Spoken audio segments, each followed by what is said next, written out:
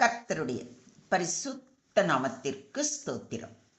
இன்றைய நாளின் தியானத்திற்கென்று தெரிந்து கொள்ளப்பட்ட வேத வசனம் பரிசுத்த மத்தேயு எழுதின நற்செய்தி நூல் 13ஆம் அதிகாரம் வசனங்கள் 45 மற்றும் 46.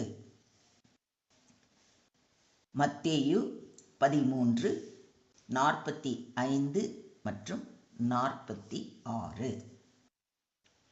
பரலோக ராஜ்யம் நல்ல முத்துக்களை தேடுகிற வியாபாரிக்கு ஒப்பாய் இருக்கிறது. அவன் விலை உயர்ந்த ஒரு முத்தை கண்டு போய் தனக்குண்டான எல்லாவற்றையும் விற்று அதை கொள்ளுகிறான். Again, the kingdom of heaven is like to a merchant man seeking goodly pearls, who, when he had found one pearl of great price, went and sold all that he had and bought it. வணிகர் ஒருவர் நல் முத்துக்களை தேடிச் செல்கிறார். விலை உயர்ந்த ஒரு முத்தை கண்டவுடன் அவர் போய் தமக்குள்ள யாவற்றையும் விற்று அதை வாங்கிக் கொள்கிறார். விண்ணரசு அந்நிகழ்ச்சிக்கு ஒப்பாகும். ஆமென். நம்முடைய ஆண்டவராகிய இயேசு கிறிஸ்து பரலோக ராஜ்யத்தை குறித்து உவமைகளாக மக்களுக்கு போதித்தவைகளை குறித்து தியானித்து வருகிறோம். முதலில் பரலோக ராஜ்யம் கடுகு விதைக்கு ஒப்பாயிருக்கிறது என்று விளக்கினார்.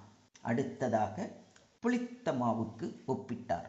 மூன்றாவதாக நிலத்தில் புதைந்திருக்கிற பொக்கிஷத்துக்கு ஒப்பிட்டு விளக்கினார். இன்று நல் முத்துக்களை தேடுகிற வியாபாரிக்கு ஒப்பாய் இருக்கிறது என்று விளக்குகிறார். இது குறித்து சற்று நேரம் ஆழமாக தியானிப்போம்.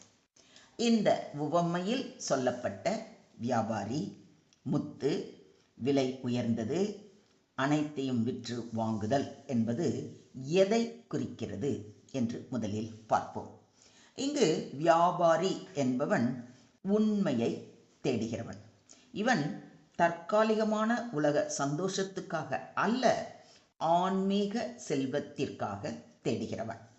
முத்து என்பது பரலோக ராஜ்யம் அல்லது அதைவிட அதிகமாக நம்முடைய கர்த்தராகிய இயேசு கிறிஸ்துவே. விலை உயர்ந்தது என்பது கிறிஸ்துவின் கிருபையும் இரட்சிப்பும் அளவிட முடியாத மதிப்புடையவை என்பதை குறிக்கிறது. அனைத்தையும் விற்று வாங்குதல் என்பது இயேசுவை அடைய உலக விஷயங்களை, பாவ சுகங்களை, சுயத்தை விட்டுவிட வேண்டும் என்பதை குறிக்கிறது. சந்தோஷத்துடன் வாங்குதல் என்பது இரட்சிப்புக்கான உண்மையான தேடலால் கிடைக்கும் ஆனந்தம். விலை உயர்ந்த முத்து கிறிஸ்து. ஆன்மீக உண்மையை தேடுகிற மனம் உடைய வியாபாரி உலக செல்வத்தால் திருப்தி அடையாதவராக இருக்கிறார். கிறிஸ்துவே ஒரே விலை மதிப்பில்லாத முத்து என்பதை அறிந்தவுடன் அதை எப்படியாவது பெற்றுக்கொள்ள வேண்டும் என்று விரும்புகிறார். அவரே இரட்சிப்பின் அருள், உலகத்தில் எதனாலும் ஒப்பிட முடியாத செல்வம் என்பதை உணர்ந்தவர் மிகுந்த சந்தோஷத்துடன் அதை வாங்க முத்தாகிய இயேசுவை நெருங்க தீர்மானிக்கிறார்.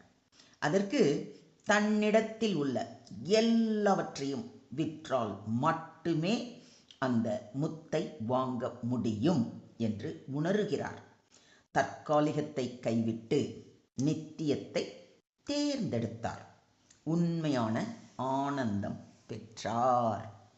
இந்த வியாபாரியைப் போல நாம் இருக்கிறோமா? அதுதான் இன்று நம்மை நாமே சோதித்து பார்க்கணும். நல்ல முத்துக்களை தேடுகிற வியாபாரி என்பது ஆன்மீகமாக நிறைவை தேடுகிறவர்களை குறிக்கிறது. இவர்கள் தற்காலிக உலக செல்வத்தில் திருப்தி அடையாதவர்கள். தேவனை தேடும் மனம் கொண்டவர்களுக்கே உண்மையான விலை மதிப்பில்லாத முத்து வெளிப்படுகிறது. தேடுங்கள், அப்பொழுது கண்டடைவீர்கள். தேடுகிறவன் கண்டடைகிறான் என்று வேதம் மிக தெளிவாக அறிவுறுத்துகிறது. அவன் விலை உயர்ந்த ஒரு முத்தை கண்டான். கிறிஸ்துவே அந்த முத்து. நானே வழியும் சத்தியமும் ஜீவனுமாய் இருக்கிறேன், என்னாலே அல்லாமல் ஒருவனும் பிதாவினிடத்தில் வரான் என்று நம்முடைய ஆண்டவராகிய இயேசு கிறிஸ்து மிக தெளிவாக கூறியிருப்பதை யோவான் 14:6 வாசிக்கிறோம். அவரே உலகின் எந்த பொக்கிஷத்தாலும் ஒப்பிட முடியாத செல்வம். நியாயப்பிரமாணம் மோசேயின் மூலமாய் கொடுக்கப்பட்டது. கிருபையும் சத்தியமும் இயேசு கிறிஸ்துவின் மூலமாய் உண்டாயின என்று மிக தெளிவாக கூறியிருப்பதை யோவான் 1:17 வாசிக்கிறோம். அவன் தனக்கிருந்த எல்லாவற்றையும் விற்று வாங்கினான் என்று பார்க்கிறோம். இது கிறிஸ்துவுக்காக எல்லாவற்றையும் கைவிடும் மனப்பாங்கை சுட்டுகிறது. என் கர்த்தராகிய கிறிஸ்து இயேசுவை அறிகிற அறிவின் மேன்மைக்காக எல்லாவற்றையும் நஷ்டமென்று எண்ணிக்கொண்டிருக்கிறேன் என்று பவுலடிகளார் கூறுவதை பிலிப்பு 3:8 வாசிக்கிறோம். கைவிடுவது இழப்பு அல்ல, நித்திய லாபம். ரட்சிப்பு பெறும் சந்தோஷம்தான் உண்மையான ஆனந்தம். இதை விசுவாசிக்கிறீங்களா? நீ பூரண சர்க்குணனாய் இருக்க விரும்பினால் போய் உனக்கு உண்டானவைகளை விற்று தரித்திரருக்கு கொடு, அப்பொழுது பரலோகத்தில் உனக்கு பொக்கிஷம் உண்டாயிருக்கும், பின்பு என்னை பின்பற்றி வா என்று நம்முடைய ஆண்டவராகிய இயேசு கிறிஸ்து கூறுவதை மத்தேயு 19:21 வாசிக்கிறோம்.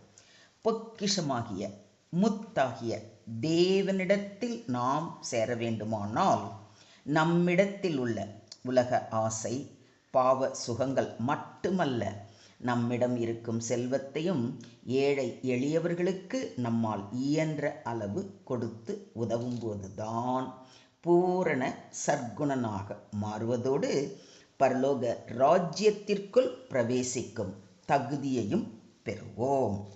மொத்தத்தில் இன்றைய தியான வசனம் மூலம் நாம் கற்றுக்கொள்ளும் பாடம்: தேடுங்கள், வியாபாரி போல சத்தியத்தை நாடுங்கள், அடையாளம் காணுங்கள், கிறிஸ்துவை உலக செல்வங்களை விட மேலானவராக உணருங்கள், விட்டுவிடுங்கள், தற்காலிக உலக ஆசைகளை துறக்க தயங்காதீர்கள், சந்தோஷத்துடன் பிடித்து கொள்ளுங்கள்.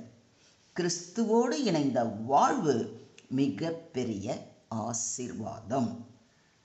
உலகம் விலை மதிப்பில்லாத முத்துக்களாக தோன்றும் பொய்யான செல்வங்களை விற்கிறது. ஆனால் உண்மையான விலை உயர்ந்த முத்து கிறிஸ்துவே. அவரை பெற்றால் வாழ்க்கை முழுவதும் உண்மையான நிறைவு, சந்தோஷம், நித்திய ஜீவன் கிடைக்கும். சுருக்கமாக சொல்வதானால், கிறிஸ்துவை தேடி கண்டுபிடித்து பிடித்து வைத்துக் கொள்ளுங்கள். உலகப் பொருள்களையும் சுகங்களையும் இரட்சிப்போடு ஒப்பிட முடியாது.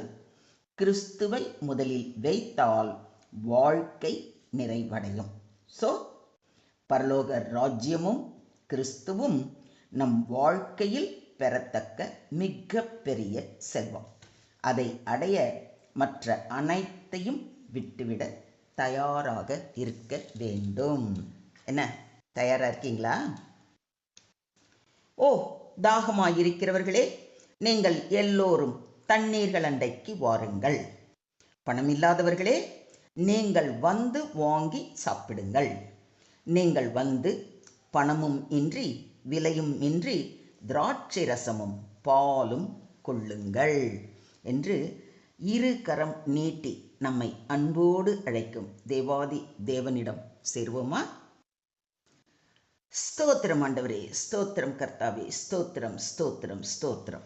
எங்களை அதிகமாய் நேசிக்கிற எங்கள் அன்பின் தகப்பனே, உம்மை நன்றியோடு துதிக்கிறோம், ஸ்தோத்திரிக்கிறோம் அப்பா. கர்த்தாவே, விலை உயர்ந்த முத்தாகிய உம்மை அறிந்து கொள்ளும் கிருபையை எங்களுக்கு தந்ததற்கு கொடான கொடி நன்றிகளை ஏறெடுக்கிறோம் அப்பா. பரலோக ராஜ்யத்தின் மதிப்பை உணர்ந்து உலகியலானவை எல்லாம் குப்பை என எண்ணி உம்மை மட்டுமே நாடும் உள்ளத்தை எங்களுக்கு தாரும். எங்கள் வாழ்க்கையில் உம்மையே முதன்மையாக வைத்துக்கொண்டு மற்ற எல்லாவற்றையும், உமக்கு சித்தமில்லாத எல்லாவற்றையும் விட்டுவிட தயங்காமல் உம்மை தொடர்ந்து நடக்க பரிசுத்த ஆவியின் கிருபையால் எங்களை வழி நடத்தும். கிறிஸ்துவாகிய முத்தை பெற்றவர்களாய் சந்தோஷத்தில் வாழ எங்களை முற்றிலுமாக தாழ்த்தி உம்முடைய கரங்களிலே ஒப்பு கொடுக்கிறோம். நீங்க பொறுப்பெடுத்துக்கோங்க, நீங்க வழி நடத்துங்க. எல்லா துதியும் எல்லா கனமும் எல்லா மகிமையும் ஒருவருக்கே செலுத்துகிறோம்.